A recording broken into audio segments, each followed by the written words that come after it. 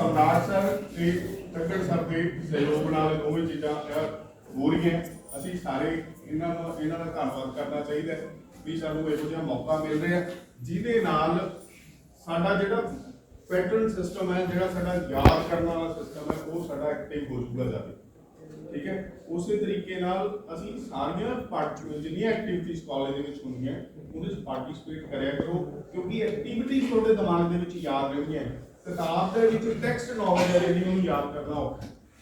ਠੀਕ ਹੈ, ਹੁਣ ਆਪਾਂ ਜਾ ਰਹੇ ਸਮਾਂ ਨਾ ਲੈਂਦੇ ਹੋਏ ਆਪਣੇ ਪ੍ਰਿੰਸੀਪਲ ਸਾਹਿਬ ਡਾਕਟਰ ਪਰਮਿੰਦਰ ਸਿੰਘ ਤੱਕੜ ਜੀ ਨੂੰ ਮੈਂ ਇਨਵਾਈਟ ਕਰਦਾ ਕਿ ਉਹ ਨੈਸ਼ਨਲ ਯੂਨਿਟੀ ਡੇ ਤੇ ਆਪਦੇ ਵਿਚਾਰ ਰੱਖਣ। ਠੀਕ ਹੈ, ਥੈਂਕ ਯੂ।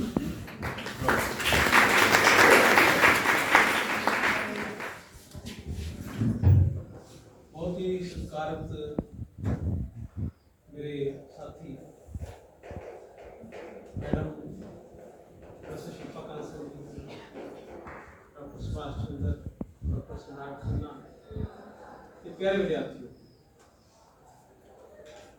ये जो दिन आप अज मना रहे हैं ये बेसिकली 31 अक्तूबर को मनाना होता है। किसी कारण उस दिन आप नहीं मना सके, इस करके आप आज इस दिन को बना रहे।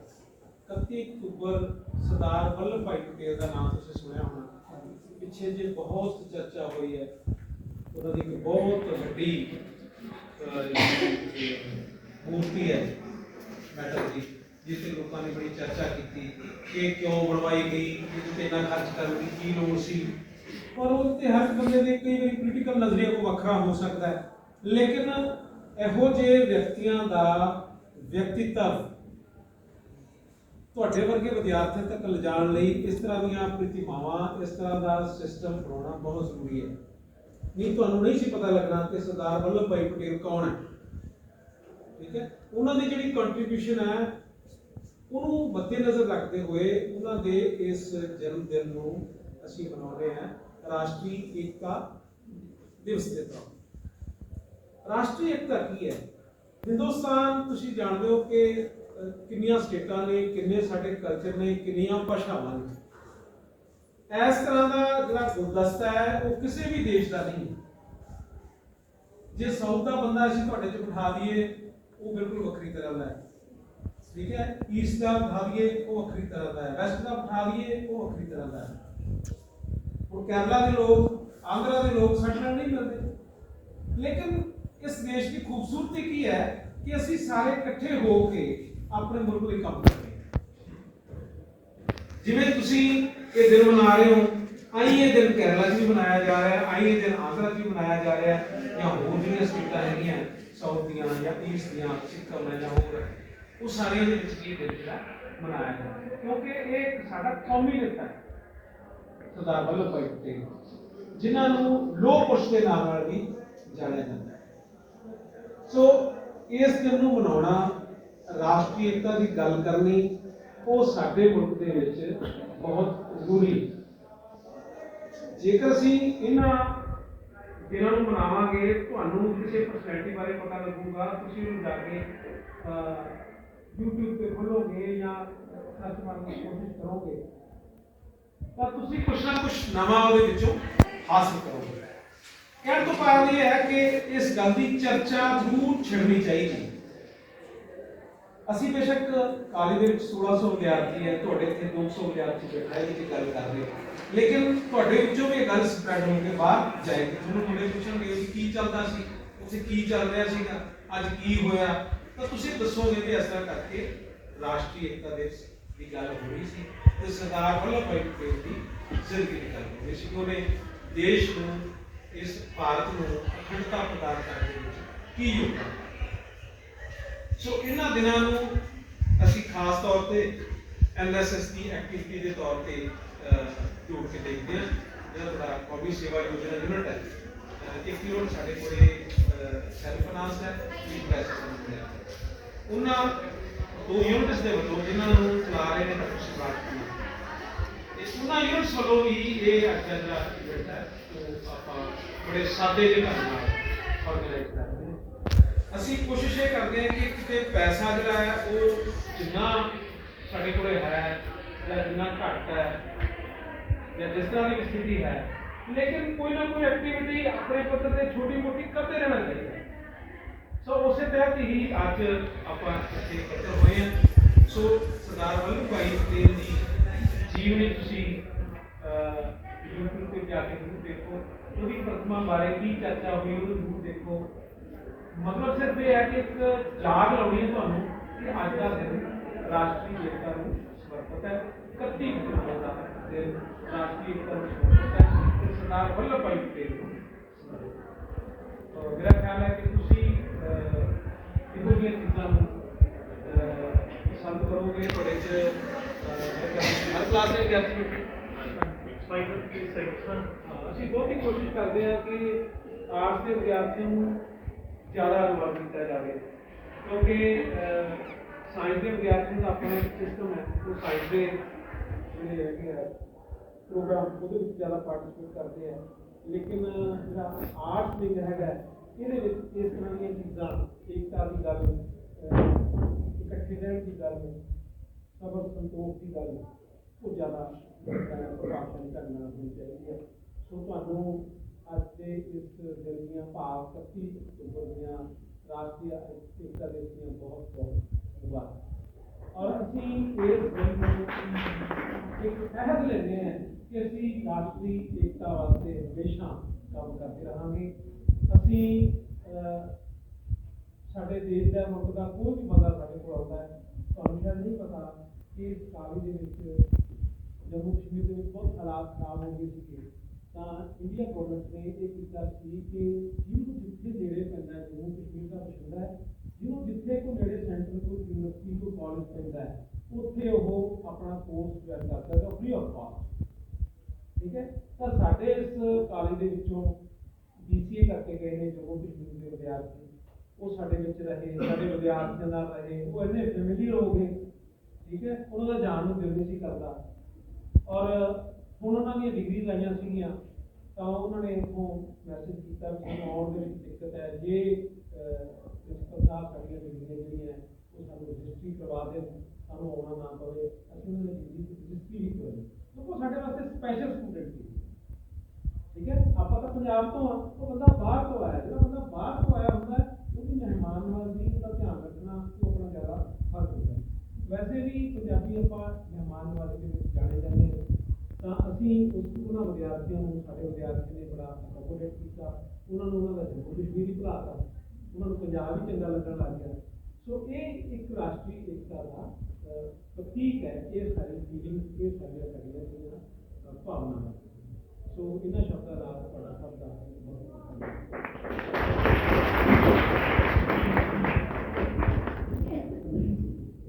ਬਹੁਤ ਧੰਨਵਾਦ। ਪ੍ਰਿੰਸੀਪਲ ਸਾਹਿਬ ਨੇ ਬੜੇ ਹੀ ਔਖੇ ਸੁਣਨ ਵਾਲੇ ਸ਼ਬਦਾਂ ਨੂੰ ਸਾਨੂੰ ਸਮਝਾਇਆ ਰਾਸ਼ਟਰੀ ਏਕਤਾ ਦਿਵਸ ਹੈ ਕੀ।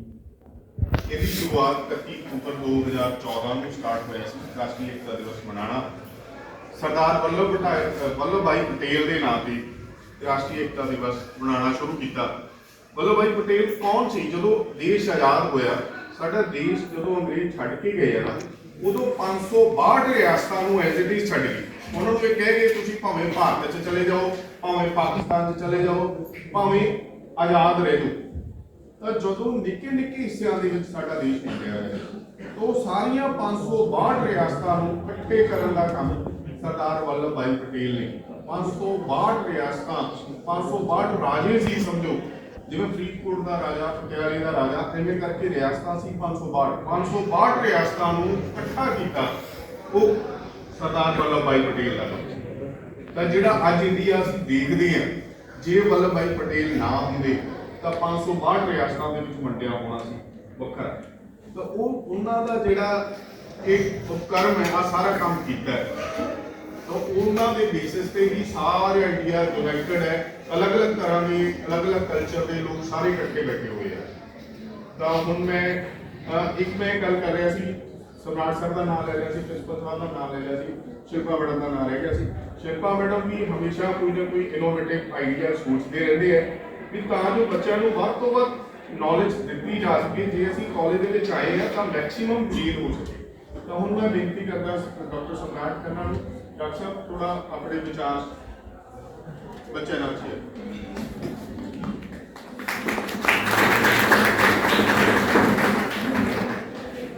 respected principal sir, Professor Shilpa, Dr. Subhash, ਤੇ ਪਿਆਰੇ ਬੱਚਿਓ, ਅੱਜ ਦਾ ਦਿਨ ਨੈਸ਼ਨਲ ਯੂਨਿਟੀ ਡੇ ਦੇ ਥੀਮ ਵਜੋਂ ਤੇ ਇੱਕ ਬਹੁਤ ਹੀ ਇੰਪੋਰਟੈਂਟ ਲੇਬਲ ਨਾਲ ਤੁਹਾਡੇ ਸਾਹਮਣੇ ਰੱਖਿਆ ਹੈ ਤੇ ਡਿਸਕਸ ਕਰ ਰਹੇ ਹਾਂ। ਬੇਟੇ ਨੈਸ਼ਨਲ ਇੰਟੀਗ੍ਰਿਟੀ ਹੈ ਕੀ, ਨੈਸ਼ਨਲ ਯੂਨਿਟੀ ਕੀ ਹੈ? ਦੋ ਸ਼ਬਦ ਮੈਂ ਬੋਲਾਂਗਾ, ਇਹਨੂੰ ਸਮਝਣਾ ਹੈ, ਆਪਣੇ ਮਨ 'ਚ ਗੱਲ ਬਿਠਾਣੀ ਹੈ। ਇੱਕ ਵਰਡ ਹੈ ਪੈਟਰੀਓਟਿਜ਼ਮ, ਇੱਕ ਹੈ ਜਿੰਗੋਇਜ਼ਮ। ਕਿਹੜੇ ਕਿਹੜੇ ਵਰਡ ਹੈ? ਦੂਸਰਾ ਕੀ ਹੈ? ਪੈਟਰੀਓਟਿਜ਼ਮ ਕੀ ਹੈ? ਜੋ ਤੁਸੀਂ ਅਕਸਰ ਹੀ ਟੀਵੀ, ਪ੍ਰਿੰਟ ਮੀਡੀਆ, ਰਸਾਲਿਆਂ 'ਚ, ਅਖਬਾਰਾਂ 'ਚ ਪੜ੍ਹਿਆ ਕਰਦੇ ਹੋ ਕਿ ਮੈਨੂੰ ਦੇਸ਼ ਵਾਸਤੇ ਪਿਆਰ ਹੈ, ਲੇਕਿਨ ਦੇਸ਼ ਵਾਸਤੇ ਮਰ ਮਿਟਣ ਦਾ ਜਨੂਨ, ਇਸ ਤੋਂ ਵੀ ਅਗਲੀ ਸਟੇਜ ਕੀ ਹੈ? ਜਿੰਗੋਇਜ਼ਮ। ਯਾਦ ਰਹੇਗੀ ਗੱਲ? ਜਿੰਗੋਇਜ਼ਮ ਲਿਆਣਾ ਹੈ ਅਸੀਂ ਆਪਣੇ ਦੇਸ਼ ਵਾਸਤੇ।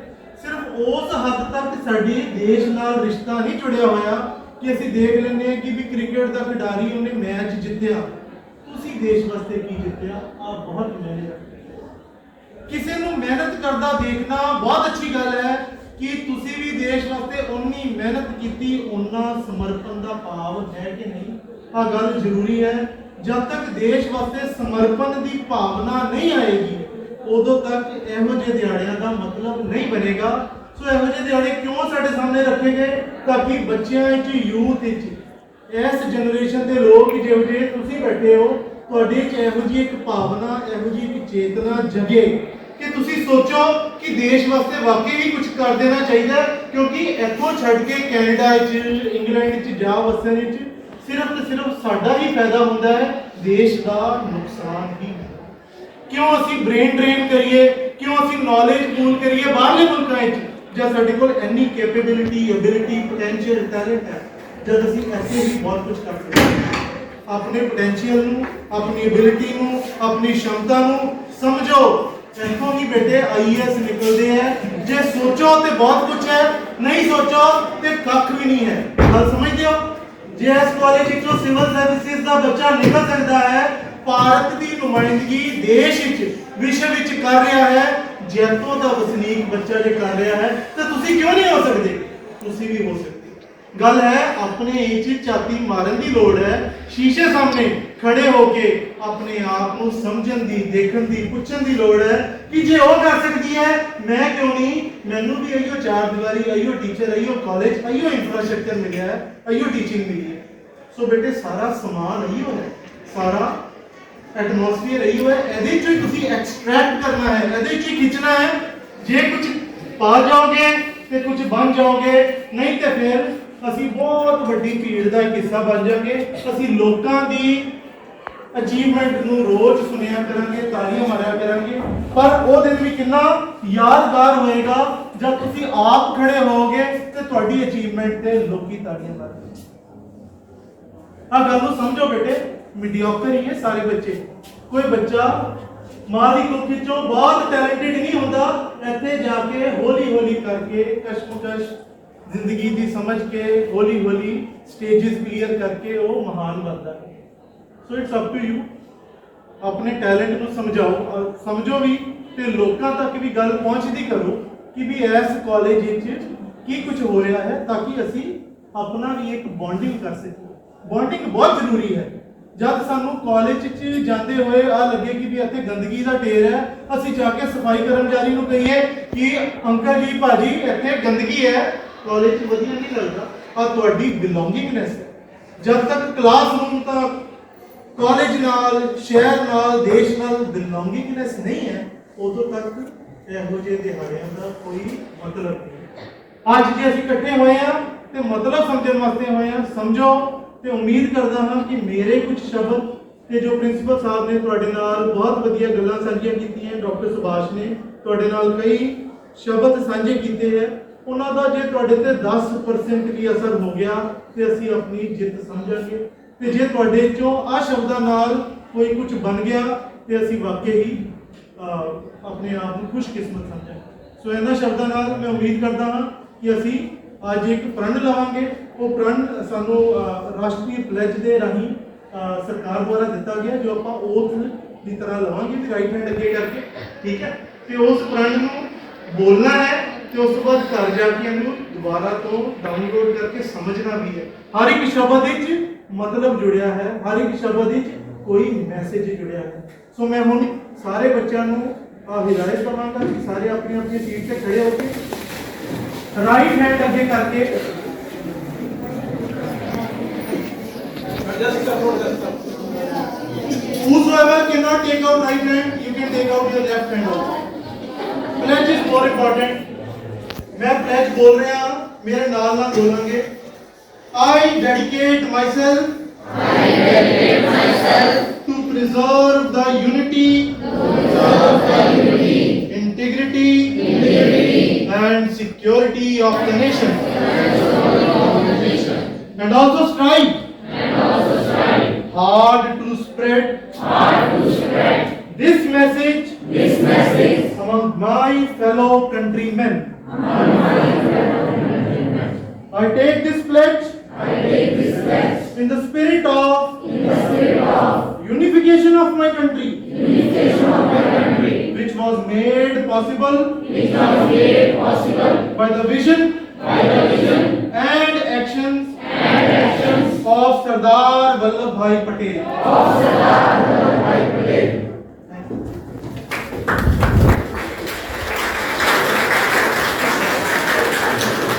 ठीक है बेटे, ਹੁਣ ਆਪਾਂ ਇਸ ਇੰਟਰੈਕਸ਼ਨ ਦਾ ਐਂਡ ਕਰਾਂਗੇ। ਇਸ ਤੋਂ ਬਾਅਦ ਤੁਸੀਂ ਇੱਕ ਛੋਟਾ ਜਿਹਾ ਕੰਮ ਕਰਨਾ ਹੈ, ਜਿਵੇਂ ਬੈਂਚਿਸ ਨੂੰ ਅਲਾਈਨ ਕੀਤਾ ਸੀ ਉਸੇ ਤਰ੍ਹਾਂ ਇਹਨੂੰ ਵਾਪਸ ਸ਼ੇਪ ਅਪ ਕਰਕੇ ਆਪਣੀ ਆਪਣੀ ਕਲਾਸਿਸ ਚ ਜਿੱਥੇ ਤੁਹਾਡੇ ਲੈਕਚਰ ਲੱਗ ਰਹੇ ਜਾਓ। ਤੁਹਾਡਾ ਸਭ ਦਾ ਬਹੁਤ ਬਹੁਤ ਧੰਨਵਾਦ। staff members and all my dear friends. आज़ादी दूसरों से, आज़ादी तो हमने पाली, दूसरों से आज़ादी तो पाली हमने, खुद से आज़ाद हम कब होंगे, खुद से आज़ाद हम कब होंगे, कब होंगे आज़ाद ऐसी सोच से जिसमें हम सिर्फ नहीं सिर्फ मैं है। आज़ाद देश में हमारे आज भी है बाल श्रम, आज भी है बाल श्रम, आज भी है ऊंच नीच, आज भी है जाति धर्म, रंगों को भी भेदभाव सहना पड़ा, धर्म के नाम पर उनको भी बचना पड़ा। जहाँ बेटी की जन्म पर होते हैं मातम, होते हैं आज की भ्रूण हत्या जैसे कुकर्म, ऐसे ही कई सोच लिए आज भी है हम जकड़े हुए। सच में आज़ादी तब मिलेगी जब एक सोच दूसरे सोच से मिलेगी।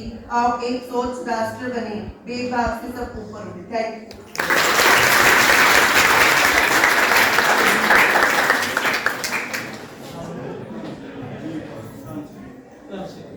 हम बेटे ਤੁਹਾਡੇ सामने BA फर्स्ट ईयर का विद्यार्थी धन सिंह अपने द्वारा लिखी गई एक स्पीच है, साझी करें। मेरे प्यारे अध्यापक, मेरे प्यारे विद्यार्थी साथियों, आज मैं सरदार वल्लभ भाई पटेल ਦੇ नेता बड़े ही राष्ट्रवादी ਤੇ ਉੱਘੇ नेता ਬਾਰੇ ਗੱਲ ਕਰਨ ਜਾ ਰਿਹਾ ਹਾਂ। ਉਹਨਾਂ ਦਾ ਜਨਮ 31 ਅਕਤੂਬਰ 1875 ਨੂੰ ਨੋਇਡਾ ਵਿੱਚ ਹੋਇਆ ਸੀਗਾ। ਉਹਨਾਂ ਦਾ ਦੇਹਾਂਤ 1950 ਨੂੰ ਮੁੰਬਈ ਵਿਖੇ ਹੋਇਆ ਸੀ। ਉਹਨਾਂ ਨੇ 75 ਸਾਲਾਂ ਦੇ ਆਪਦੇ ਕਾਰਜਕਾਲ ਵਿੱਚ ਬਹੁਤ ਵਧੀਆ ਭਾਰਤ ਨੂੰ ਆਪਣੀਆਂ ਦੇਣਾ ਦਿੱਤੀਆਂ। ਜਿਵੇਂ ਸਭ ਦੱਸ ਕੇ ਗਏ 562 ਰਿਆਸਤਾਂ ਸੀ। ਅੱਜ ਦੇਖ ਲਓ ਭਾਰਤ ਤੇ ਪਾਕਿਸਤਾਨ ਅਲੱਗ-ਅਲੱਗ ਹੈ, ਆਪਣੇ ਕਿੰਨੇ ਯੁੱਧ ਹੋਏ, ਤਿੰਨ ਯੁੱਧ ਹੋ ਗਏ, ਕਿੰਨਾ ਖਰਚਾ ਆਉਂਦਾ ਗਾ। ਦੇਖ ਲਓ ਜੇ 562 ਭਾਗਾਂ 'ਚ ਭਾਰਤ ਵੰਡਿਆ ਹੁੰਦਾ ਤਾਂ ਕਿੰਨਾ ਦੇਸ਼ ਨੂੰ ਨੁਕਸਾਨ ਉਹਦਾ ਅੱਜ ਭੁਗਤਣਾ ਪੈਣਾ ਸੀ। ਨਾ ਹੀ ਆਪਾਂ ਆਪਣੀਆਂ ਲੋੜੀ ਦੀਆਂ ਵਸਤੂਆਂ ਪੂਰੀਆਂ ਕਰ ਸਕਦੇ ਸੀਗੇ। ਮੈਂ ਜੂਨਾਗੜ੍ਹ ਤੋਂ ਗੱਲ ਸੁਣਾਉਣਾ। ਸਰਦਾਰ ਵੱਲਭ ਭਾਈ ਪਟੇਲ ਇੰਨੇ ਲੀਡਰ ਨੇਤਾ ਸੀਗੇ, ਉਹਨਾਂ ਨੇ ਇਕੱਲੇ ਜਾ ਕੇ ਜੂਨਾਗੜ੍ਹ ਦੇ ਰਾਜੇ ਕੋਲ ਅਪੀਲ ਕੀਤੀ ਕਿ ਤੁਸੀਂ ਭਾਰਤ 'ਚ ਆਪਦੇ ਜਿਹੜੇ ਹੈਗੀ ਰਿਆਸਤ ਉਹਦੇ ਵਿਲੇ ਦੇ ਹਸਤਾਖਰ ਕਰੋ, ਪਰ ਉਹ ਨਹੀਂ ਮੰਨੇ। ਉਹਨਾਂ ਨੇ ਡਰਾਇਆ, ਰਾਜੇ ਨੇ ਪਿਸਤੌਲ ਕੱਢ ਲਿਆ। ਉਹਨਾਂ ਨੇ ਬੜੀ ਫੁਰਤੀ ਨਾਲ ਉਹਨਾਂ ਦੇ ਅੱਗੇ ਪਿਸਤੌਲ ਤਾੜਦਾ। ਕਹਿੰਦੇ ਉਹਨਾਂ ਨੇ ਹਵਾਲਾ ਦਿੱਤਾ ਰਾਜੇ ਨੇ ਵੀ ਆਪਾਂ ਇੱਕੋ ਧਰਮ ਦੇ ਆ, ਆਪਾਂ ਕਦੋਂ ਲੜਨਾ। ਉਹਦਾ ਮੇਰੇ ਲਈ ਪਹਿਲਾ ਰਾਸ਼ਟਰ ਆ ਮੇਰਾ, ਆਪਣੇ ਦੋਹਾਂ ਸਰਦਾਰਾਂ ਚੋਂ ਇੱਕ ਜਾਊਗਾ, ਨਹੀਂ ਤਾਂ ਸਾਈਨ ਕਰ ਦਿਓ। ਬੜੀ ਹੀ ਬਹਾਦਰੀ ਨਾਲ ਉਹਨਾਂ ਨੇ ਕਸ਼ਮੀਰ ਨੂੰ ਆਪਦੇ ਵਿੱਚ ਮਿਲਾ ਲਿਆ, ਭਾਰਤ 'ਚ ਹੈਦਰਾਬਾਦ ਨੂੰ ਤੇ 562 ਹੋਰ ਰਿਆਸਤਾਂ ਨੂੰ ਭਾਰਤ 'ਚ ਮਿਲਾ ਲਿਆ। ਭਾਰਤ ਦੇ ਪਹਿਲੇ ਗ੍ਰਹਿ ਮੰਤਰੀ ਰਹੇ ਸਰਦਾਰ ਵੱਲਭ ਭਾਈ ਪਟੇਲ ਤੇ ਪਹਿਲੇ ਉਪ ਪ੍ਰਧਾਨ ਮੰਤਰੀ ਵੀ ਉਹ ਰਹੇ। ਕਾਂਗਰਸ ਦਾ 15 ਰਾਜਾਂ ਦੇ ਉਦੋਂ ਵੀ ਕਾਉਂਸਲਿੰਗ ਹੁੰਦੀਆਂ ਹੋਈਆਂ ਸੀ। 15 ਉਹਨਾਂ ਦੇ ਮੈਂਬਰ ਸੀਗੇ, ਉਹਨਾਂ 'ਚ ਵੋਟਾਂ ਪਾਈਆਂ, 2 ਜਣੇ ਪ੍ਰਧਾਨ ਮੰਤਰੀ ਵਾਸਤੇ ਚੁਣੇ ਜਾਣੇ ਸੀ, ਜਾਂ ਤਾਂ ਨਹਿਰੂ ਜਾਂ ਪਟੇਲ ਕਾਂਗਰਸ 'ਚ।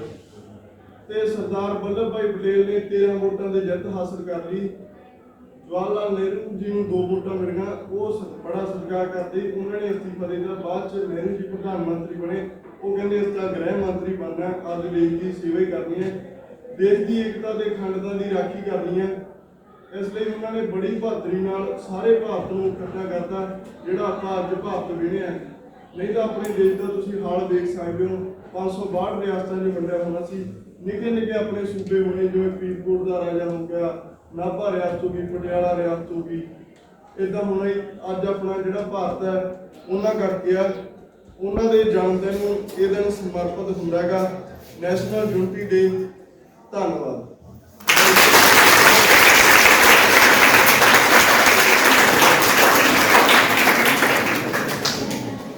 ਠੀਕ ਹੈ ਬੇਟੇ, ਤੁਹਾਡੇ ਸਭ ਦਾ ਬਹੁਤ